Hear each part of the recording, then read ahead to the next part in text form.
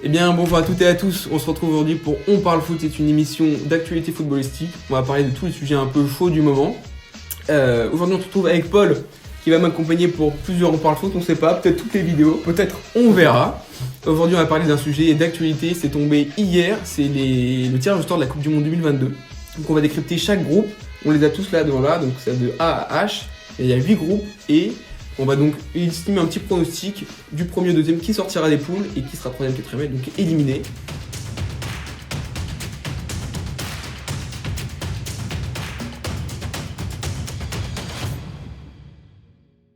Alors, pour le premier groupe, c'est le groupe A, donc c'est le groupe du pays organisateur qui est le Qatar. Le Qatar.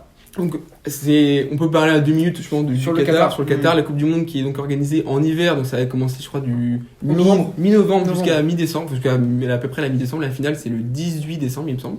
Alors qu'est-ce qu'on peut dire sur le groupe A ? Il y a le Qatar, l'Équateur, le Sénégal et le Pays-Bas. C'est un groupe assez équilibré, je trouve, il n'y a pas d'énormes nations, comme forcément le chapeau a été pris par le Qatar. Je suis très axé sur le Sénégal et les Pays-Bas. Toi, je sais, Paul, que tu as regardé justement Sénégal-Égypte, qui a qualifié le Sénégal très récemment. Au tir au but. Voilà, tir au but. Match qui a fait un peu débat suite à quelques controverses au niveau des lasers au match aller et retour notamment. Donc en Égypte et au Sénégal. T'es abusé, je sais pas si on pourra montrer une vidéo. Voilà, au montage, on montrera des photos. C'est assez fou. Mohamed Salah qui loupe son penalty, il était tout vert, c'était assez impressionnant. Donc, moi, je pense que, en tout cas, sur cette hiérarchie, je vais mettre un Sénégal premier de son groupe. Premier, ouais. Je sais qu'on a pu le mettre le Pays-Bas, mais je vais tenter un petit pari. Moi, j'aurais mis le Pays-Bas, tu vois. Et bah, moi, je vais t'expliquer pourquoi je mettrais le Sénégal. Dis-moi tout. Le Sénégal, je trouve que, bon, forcément, il y a des individualités. On peut parler de Koulibaly, Mané, Gueye. Ils jouent tous dans des grandes équipes. Et je trouve que, avec la dynamique, ils sont champions d'Afrique. Ils se sont qualifiés au tir au but. Bon, c'est dans quelques temps quand même, on parle actuellement, on est en mars, on est en avril, on tourne en avril, et ça sera en novembre, donc la dynamique n'est pas forcément la même, mais actuellement je pense que le Sénégal a une bonne position. Je sais pas si leur jeu est le meilleur, mais en tout cas, il y a quelque chose dans cette équipe. Et les Pays-Bas, je sais qu'ils sont en grande reconstruction. On a eu un euro désastreux pour le Pays-Bas, ils se sont fait éliminer en huitième de finale. Avec un entraîneur du coup qui a changé, c'était Frank de Boer. Il a fait 32 matchs je crois sous les Pays-Bas. Et là c'est Louis van Gaal qui avait déjà fait la Coupe du Monde 2014 avec les Pays-Bas, qui les avait emmenés pas en finale mais en tout cas en demi-finale, contre l'Argentine. Donc cette élimination, ça a fait toute une reconstruction. Bien sûr, je pense qu'au talent individuel, les Pays-Bas surclassent le Sénégal. Mais vu qu'ils sont en reconstruction, je pense qu'ils peuvent finir. Ça va être au coude à coude. Mais je verrais bien cette équipe africaine. Je pense que cette reconstruction justement des Pays-Bas, ça peut leur permettre peut-être de rebondir sur quelque chose, de vraiment aller chercher de la nouveauté et peut-être nous surprendre. Donc je verrai là, donc toi plutôt Pays-Bas premier, Sénégal. Sénégal. Ok. Et donc en troisième, moi je pense qu'on est à peu près d'accord, Équateur. Puis le Qatar, malheureusement, je pense qu'ils vont se faire. Bon dernier. Puis même quelque chose d'assez impressionnant, enfin en tout cas d'assez. Ça change. Le match d'ouverture, ce ne sera pas le match du Qatar, ça va être Sénégal-Pays-Bas, qui est un match beaucoup plus alléchant, mais normalement c'est toujours le pays hôte qui ouvre la compétition. Je sais pas pourquoi ça a changé, mais en tout cas, je trouve que ça quand même enlève un peu de saveur, parce que le premier match était toujours le pays d'ouverture, et bon. C'est ça qu'il y a une certaine symbolique qui est enlevée. Je trouve c'est quelque chose d'assez anecdotique, mais en tout cas, voilà ce que je voulais dire. Alors maintenant, le groupe B, Angleterre, Iran, USA et le barrage d'Europe, ça sera entre les Wales, j'ai pas du tout la traduction en anglais, en français, mais le Pays de Galles, qui a réussi quand même à passer un tour, il me semble, en qualif. Et peut-être contre l'Ukraine et une autre nation, je ne sais plus vraiment, mais normalement je ne sais pas si l'Ukraine pourra participer à cette compétition. Mais je pense plutôt voir, mais ça serait une belle symbolique, en tout cas de les voir à la Coupe du Monde. C'est vrai. Mais je vois plutôt peut-être les Pays de Galles, enfin le Pays de Galles entrer dans le groupe B. Premièrement, quand on voit le groupe, c'est un boulevard pour l'Angleterre. Les trois équipes qui vont se présenter dans le groupe, pour moi, elles sont à une énorme classe inférieure au-dessus de l'Angleterre. Normal. Malgré que ce soit pas une équipe forcément que je porte dans mon cœur, mais l'Angleterre, c'est sûr pour moi, première édition de groupe, ils ont une nouvelle génération qui est assez impressionnante. On l'a vu pendant l'Euro avec Mason Mount, Phil Foden, Ben White qui joue à Arsenal, Bellingham à Dortmund ou encore Saka à Arsenal. Donc pour moi, je les vois sortir leur groupe, pourquoi pas quart, demi, on ne sait pas vraiment comment on va se jouer le tableau, je n'ai pas encore vraiment regardé. Peut-être on verra ça plus tard. Exactement.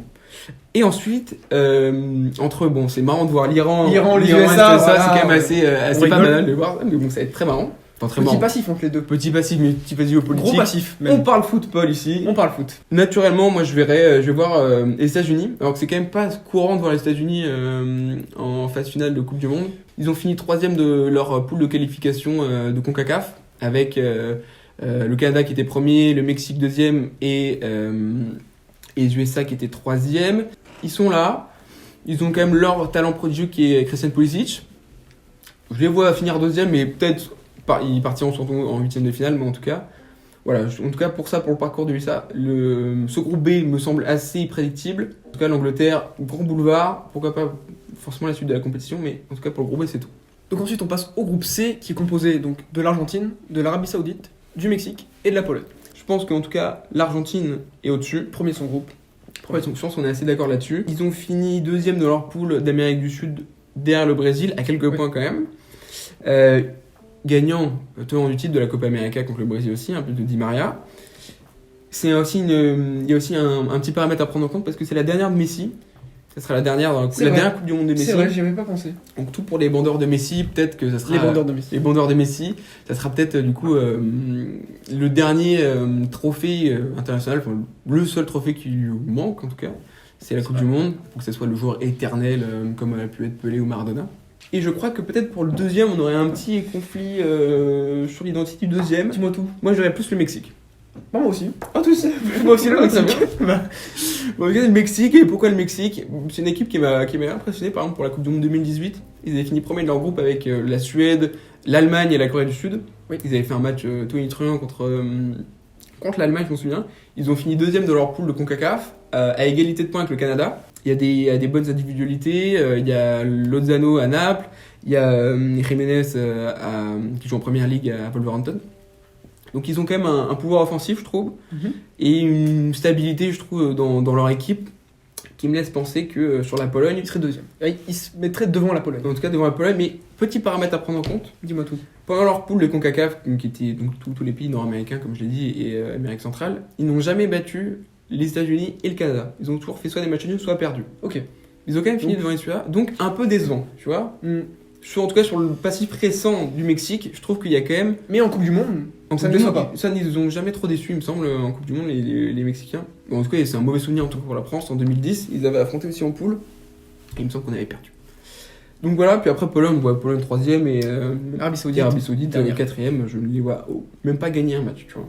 Donc le groupe D, le groupe qui nous intéresse le plus parce que c'est le groupe de la France. Donc c'est France, ensuite on a le barrage entre l'Asie et l'Amérique du Sud. Le Danemark et la Tunisie, donc le barrage Asie-Amérique du Sud, ça serait Pérou contre l'Australie et les Émirats Arabes Unis. Donc on risque de se retrouver avec le Pérou par exemple.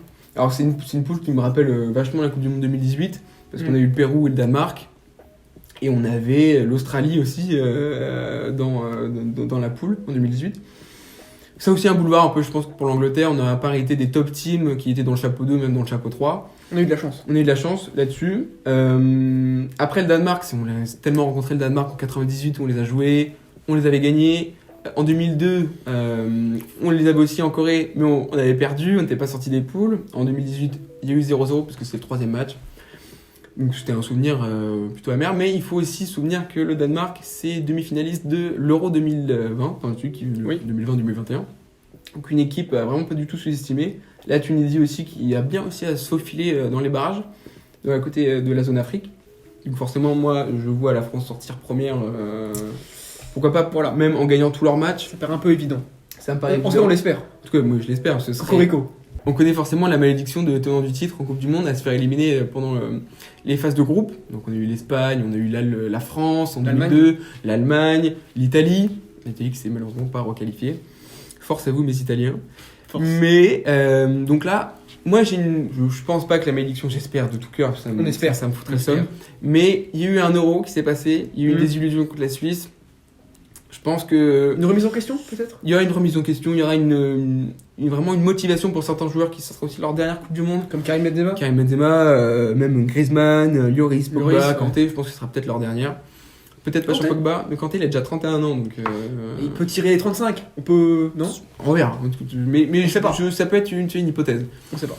Mais, et puis, tu sais, il y a cette motivation pour certains joueurs comme Griezmann et Mbappé, qui sont sans doute les meilleurs joueurs sur la planète actuellement, d'aller chercher le ballon d'or, tu vois. La Coupe du Monde, ça leur mettrait, même si Au niveau de la Ligue des Champions, ça se passe pas. Bon, ça s'est mal passé pour Kylian, mais pour Karim, ça peut encore bien se passer. Mais c'est d'aller chercher le ballon d'or. Je sais que pour Kylian, c'est vraiment une motivation, même pour Karim. Normal. Mais voilà, donc là, je pense que la France, pour moi, c'est la meilleure équipe du monde. Je ne vois pas une équipe, peut-être le Brésil, mais avec autant d'excellents joueurs par ligne. On a des jeunes, des joueurs beaucoup plus expérimentés, des jeunes comme Tchouaméni, Koundé, Théo Hernandez, Maignan ou encore Kylian Mbappé, qui sont tous à un très bon niveau, plus comme j'ai dit tout à l'heure, les joueurs qui pouvaient prendre, que ce soit leur dernière Coupe du Monde, Lloris, Griezmann, Pogba, Kanté. Très expérimenté. Karim aussi, ce sera dernière pour le coup, c'est sûr. Bah forcément, ça crée une espèce d'osmose, plus la déception de l'Euro. Voilà, je pense que vraiment ça. Remise en question, on se motive à aller chercher. Voilà, exactement, je pense que c'est ce qui va se passer. Ce dernier trophée. Et puis, bon, en tout cas, là, on est sur les poules, c'est sûr que je pense que normalement ça passe. Pour ce qu'il s'agit, le deuxième, je verrai quand même le Danemark, demi-finaliste de l'Euro, du dernier Euro. Il y a des bons joueurs. Le Danemark, ça va être assez émotionnel parce qu'on va revoir peut-être Christian Eriksen sur un terrain d'une phase finale de compétition. C'est vrai qu'il y avait eu cet c'était accident, dingue, c'était c'était incroyable. Des images choquantes. Ouais, qui maintenant joue à Brentford en première ligue, qui a réussi à jouer. Il a même plutôt marqué avec le dernier rassemblement avec le Danemark. Et donc du coup, la Tunisie en troisième et le barrage. Bah, pourquoi pas Pérou? Si c'est le Pérou qui vient dans le groupe D, je même peux voir un fight pour la troisième entre la Tunisie et le Pérou. Alors on passe tout de suite au groupe E, donc un groupe composé de l'Espagne, du barrage entre l'Océanie et l'Amérique du Nord, l'Allemagne et le Japon. Alors pour le barrage, il me semble Costa Rica et Océanie, il me semble que c'est la Nouvelle-Zélande. Je vois le Costa Rica comme sortir de ce barrage. Donc ça fait un beau groupe. Ça aurait pu être un vrai groupe de la mort si c'était pas le Japon qui aurait été sorti. Moi j'aime bien le Japon quand même. J'aime beaucoup. Tu connais mon attrait pour le Japon. C'est quoi le joueur que tu connais du Japon? Tu sais. Pour ce groupe, au début, j'ai pensé Allemagne, premier du groupe. Comme tout le monde. Ouais, comme tout le monde peut-être. Mais en vraiment me remettant un peu dans ce qui se passe, je me suis dit, bah en fait, l'Espagne. Pourquoi l'Espagne? Parce que déjà, finaliste de la Ligue des Nations, on connaît le scénario parce qu'on a gagné, la France a gagné. C'est vrai. Et il y a une nouvelle génération, je trouve, qui est super intéressante, même avec l'essor du nouveau Barça actuellement, avec Gavi, Pedri et Ferran Torres. Des jeunes joueurs qui sont en confirmation, qui sont très talentueux, et aussi toujours avec l'expérience, par exemple avec Alba, Carvajal, Piqué, encore avec Koké et Rodri. Piqué, qui était sa dernière Coupe du Monde aussi. Bah, ce sera aussi sa dernière Coupe du Monde, par exemple, à Piqué. Mais donc, du coup, c'est des joueurs qui avec de l'expérience et avec de la jeunesse, donc c'est souvent des équipes que j'aime bien, un peu hybrides. Et puis entraîné par Luis Enrique qui fait toujours du bon jeu avec son équipe. L'Espagne, c'est un jeu de possession de base. Donc en fait, je vois l'Espagne arriver premier de son groupe. Après avec l'Allemagne. Mais ce qui m'a fait vraiment changer d'avis, c'est que l'Allemagne, je ne vois pas tant leur sélection changer depuis l'Euro ou l'Euro 2016. Il y a des joueurs, à part... toujours les mêmes. Ouais, c'est toujours les mêmes. Toujours les mêmes. Après, il y a une retraite internationale de Boateng, etc. Mais je les vois pas non plus surperformer. Je sais que leur groupe de qualification, ils ont survolé leur groupe de qualification parce que la deuxième équipe, c'est la Macédoine du Nord, par exemple. Même s'ils ont quand même éliminé l'Italie en barrage. C'était trop simple pour eux. À voir ce qu'ils vont faire en Ligue des Nations avant la Coupe du Monde, mais je les vois arriver deuxième. Je vois l'Espagne vraiment leur donner une petite claque, une petite leçon de jeu. Et après, avec le Japon en troisième. Et le Japon troisième, même pourquoi pas même Costa Rica, mais je ne regarde pas les matchs du Costa Rica malheureusement, donc je ne pourrais pas trop d'aimer. Ni le Japon, il faut le dire. Mais bon, allez, pourquoi pas le Japon troisième et Costa Rica quatrième. Donc on passe tout de suite au groupe F qui est composé donc de la Belgique, du Maroc, du Canada et de la Croatie. Donc en vrai, c'est un groupe assez homogène. Forcément, je vois quand même la Belgique arriver première de son groupe. Je dirais pas tant de choses que ça parce que c'est une génération un peu vieillissante. Je trouve qu'ils ont un peu passé leur temps. L'Euro 2016, ils se sont fait éliminer en quart contre les Pays-Bas, les Pays de Galles, excusez-moi. Mais très bonne Coupe du Monde. Oui, très bonne Coupe du Monde, mais bon, la France est passée par là. Génération vieillissante, beaucoup de joueurs qui ça sera aussi leur dernière Coupe du Monde.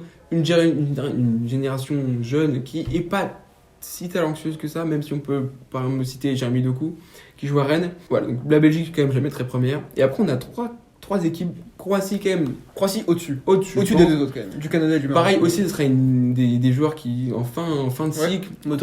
Modric, Rakitic. Que des hicks. Que des hicks. Mais en tout cas, voilà, la Croatie, je les vois quand même être supérieurs techniquement. Et après, il y a un duel qui m'intéresse vachement. C'est Canada-Maroc. Canada-Maroc, c'est deux équipes avec vraiment des équipes prometteuses. Des belles individualités. Par exemple, au Maroc, on peut avoir Aguerd qui est un super défenseur à Rennes, qui nous a mis la pâtée, nous, quand supporters de l'Olympique Lyonnais, on a vraiment très mal vécu notre double confrontation contre Rennes. Hakimi, forcément, au Paris Saint-Germain, qui fait toujours des très bons matchs avec son équipe nationale. Un peu plus controversé en ce moment. Ils ont quand même fait quart de finale de la CAN. Donc une équipe quand même avec de l'expérience, avec un jeu très intéressant. Et après on a le Canada, qui a quand même fini premier de son groupe de CONCACAF, devant le Mexique et les États-Unis, comme j'ai dit tout à l'heure. Et donc du coup, à niveau de la hiérarchie, on part sur Belgique, Croatie. On prend pas trop de risques quand même en disant Belgique, Croatie. C'est pas... Mais allez, je mettrais Maroc 3ème et Canada 4ème. Ah ouais. Ouais, j'ai envie de Moi, croire. ça me fait de la peine, mais je mettrais Marocain. Canada 3ème. Ça me fait de la peine pour le Maroc, mais... Ok. Alors, le groupe H, un groupe super intéressant, avec mené par le Brésil, la Serbie, la Suisse et le Cameroun. On va parler du Brésil. Parlons du Brésil. On va parler du Brésil, qui est pour moi, avec la France, le grand favori de cette Coupe du Monde.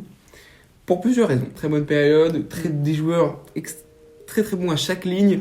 Vraiment des joueurs très forts à tous les endroits. Bon, malheureusement, on a une finale perdue de la Copa América contre l'Argentine, mais ils ont quand même été premiers de leur qualif d'Amérique du Sud. De très loin. De très loin par rapport à l'Argentine et l'Uruguay. C'est quand même une équipe beaucoup plus équilibrée, je trouve, avec plus de jeunes et d'expérience. Je trouve un peu similaire à la France. Ouais, c'est ça, exactement. Mais c'est le genre d'équipe que j'aime vraiment bien. Où les deux se mélangent et peuvent se compléter. C'est ça, exactement. Où il y a, par exemple, en défense, t'as toujours au goal, t'as Alisson Becker, qui est quand même un super gardien.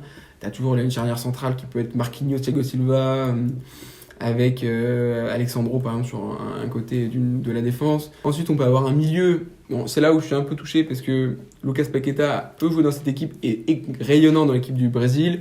On peut avoir Bruno Guimaraes aussi, Casemiro, Coutinho, vraiment des super joueurs. Fabinho aussi, qui est très très fort avec Liverpool. Et même en attaque, on a vraiment des joueurs plus d'expérience comme Neymar, mais qui reste... évidemment. Donc en attaque, on peut avoir du Gabriel Jesus, du Vinicius Junior, Anthony aussi à l'Ajax, qui fait une super saison, qui est très très prometteur. Donc dans tout ça, on arrive à avoir une équipe super compétitive. En plus, petit paramètre aussi, je dirais que ce soit la dernière de Neymar, mais ça sera aussi sans doute la dernière sur le banc, en tout cas de Tite, qui est donc l'entraîneur le sélectionneur brésilien.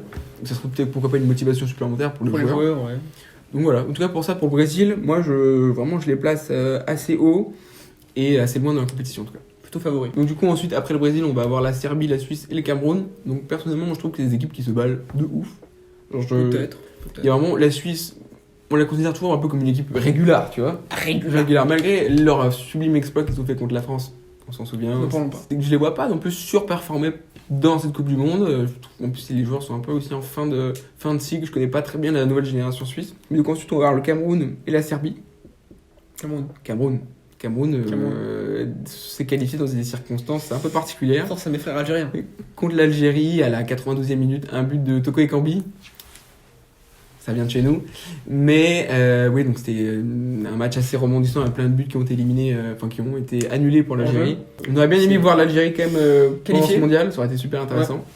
Surtout en tout cas dans ce groupe, il y a eu moyen qu'ils sortent du groupe. Ouais, tout à fait, qu'ils fassent deuxième. Et donc du coup, on va arriver sur la troisième équipe qui est la Serbie. Et pourquoi j'ai envie de parler de la Serbie? Parce que quand j'ai regardé les groupes, je me suis dit, la Serbie 4ème, tu vois. Ouais. Mais en fait, je me suis renseigné. Et en fait, il faut savoir que pendant leur groupe de qualification, ils ont quand même fini premier devant le Portugal. Donc, tu vois, quand tu dis Serbie, tu vas pas direct penser à premier de son groupe. C'est vrai. Mais du coup, il y a pas mal. C'est une équipe vraiment avec Tadic, Jovic, que des Hitch, mais Tadic, Jovic. Pourquoi pas la Serbie faire quelque chose de bien? Je les mettrais bataille entre le Cameroun et la Serbie pour la deuxième place et la Suisse 4ème, malgré que ça me fasse. Je vois quand même le Cameroun au-dessus. Personnellement, je les vois deuxième. Donc pour le dernier groupe, finalement, le H, il est composé donc du Portugal, du Ghana, de l'Uruguay et de la Corée du Sud. Donc c'est aussi un groupe assez... c'est un groupe avec un pays par continent. C'est vrai. Belle symbolique. C'est assez agréable de voir des pays qui se mélangent comme ça. En vrai, je vois quand même le Portugal finir premier. On va pas se mentir. Malgré qu'il ait fini deuxième dans le groupe de qualification. Contre la Serbie. On en parlait. Mais du coup, qui ont éliminé la Turquie dans le premier tour de qualification et après la Macédoine du Nord. Mais du coup, le Portugal, les super joueurs. Vraiment... une belle nouvelle génération. Nuno Mendes, on va avoir du Ruben Dias, on va avoir du Joao Cancelo en défense. Mais du coup, pourquoi pas avec toujours Ronaldo, forcément. Je n'ai Évidemment, même pas Ronaldo. pensé, mais dernière Dernière Coupe du Monde, Ronaldo encore. C'est fou. Mais donc avec Bernardo Silva, Diogo Jota. Donc c'est vraiment une superbe équipe, mais qui a toujours eu du mal à jouer ensemble. Vraiment un Euro aussi décevant. Une Coupe du Monde décevante en 2018, sortie par l'Uruguay, je m'en souviens, avec un but de. Uruguay qu'on retrouve dans le groupe. On est sur une équipe aussi qui sera derrière de Suarez, donc vraiment la last dance de tous ces super joueurs. On a quand même une équipe composée de Cavani, donc Suarez, Valverde. Cavani aussi peut-être. Aussi sans doute. Tac, Cavani. tout le monde, ouais. Et je les vois sans doute passer deuxième, mais pourquoi même pas premier de leur groupe. Mais je pourrais mettre l'Uruguay premier de son groupe, mais vas-y, je vais. Ah ouais, carrément. Ouais, mais je mettrais, allez, Portugal. Portugal, Uruguay, Corée du Sud, Ghana. Eh bien, on approche de la fin de la vidéo, on a fait les 8 groupes, on a décidé donc les favoris de chaque groupe, les deuxièmes, les troisièmes, quatrièmes. On a parlé à peu près de toutes les équipes. Ouais. Forcément, c'est notre avis. Si vous n'êtes pas d'accord, vous pouvez l'écrire dans les commentaires. Vous en parlez plus. Exactement. Et puis après, si vous avez apprécié ce format, on peut aussi débattre de l'actualité foot en général. Pourquoi pas des reviews sur parler d'un club en général ou d'une équipe. De l'Olympique Lyonnais. Pourquoi pas faire une vidéo sur l'Olympique Lyonnais, hasard. dire comment ce club est très mal géré. Donc Malheureusement. voilà. Merci de nous avoir écoutés. Bye. Merci.